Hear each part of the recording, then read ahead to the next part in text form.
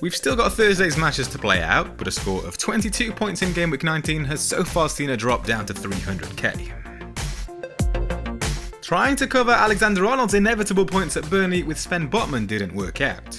Newcastle started well, but invited Forest into the game with poor finishing, and Chris Wood wreaked havoc on the counter.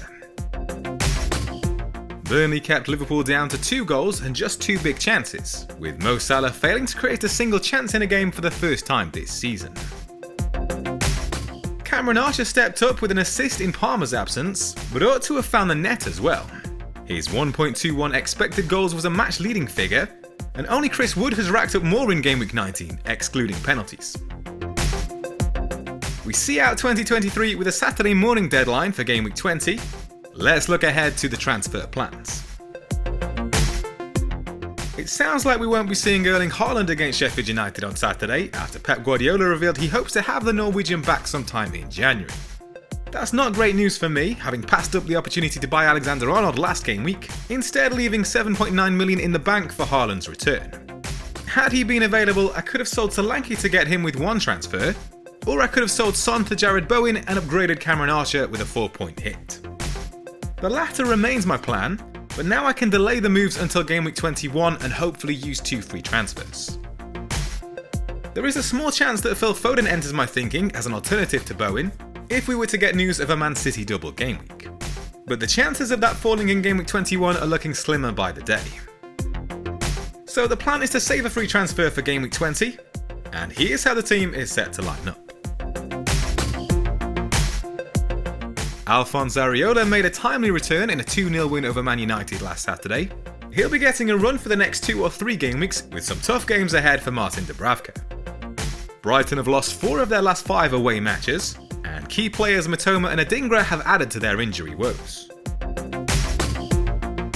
Spurs have been dealt the blow of an injury to Christian Romero, which will negatively impact Pedro Porro's chance of keeping clean sheets.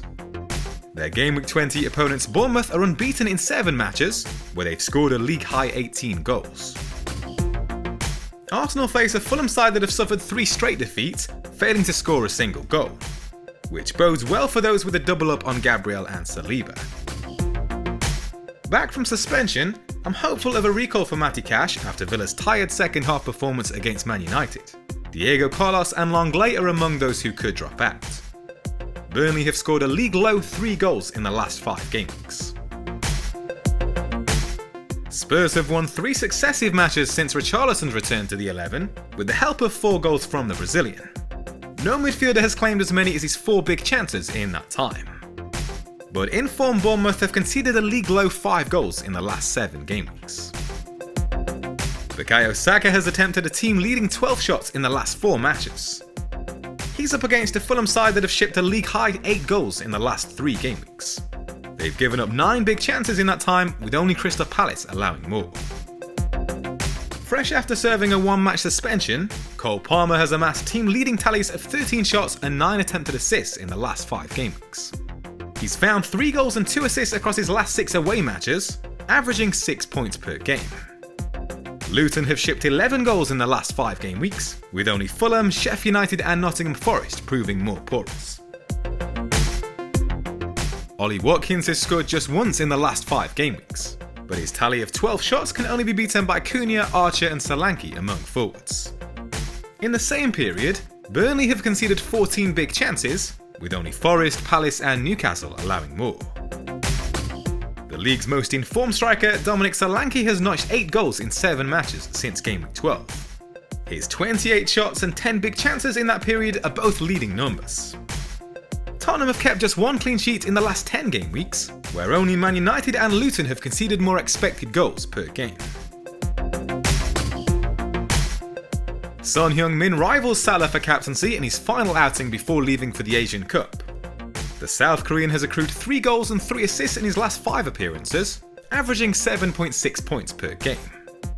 Bournemouth and Tottenham rank 1st and 2nd respectively for goals scored in the last 4 matches, so we should be in for an entertaining game. Mo Salah is playing his last match before departing for AFCON. The Egypt international has averaged 8.7 points in home matches this season, with 9 goals in 9 appearances. Newcastle have lost 4 of their last 5 matches, shipping 11 goals. and they've given up a league-high 18 big chances in that time.